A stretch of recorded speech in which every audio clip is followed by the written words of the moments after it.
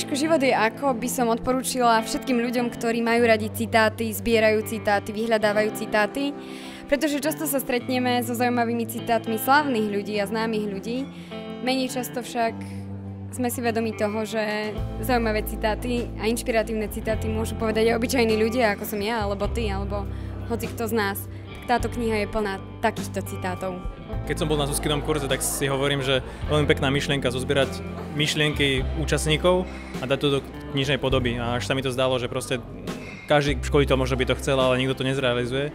No a čo sa nakoniec nestalo, sa stalo to, že Gabika zrealizovala vlastnú víziu alebo sen jej matky a to sa mi veľmi na tom celom páči, že proste niečo, čo mamina začala, dcera dokončila.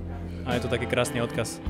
Pamätám si Zuzku ako skvelú ženu, ktorá sa nikdy na nič nehrala a bola sama sebou. A taká bola najlepšia a taká si pritiahla presne tých ľudí do svojho života, ktorí ju mali radi a oceňovali. A tej knižke prajem, aby bola presne taká ako Zuzka. Sama sebou na nič sa nehrala a verím, že presne tak si pritiahne tých správnych čitateľov, ktorí ju budú vedieť oceniť.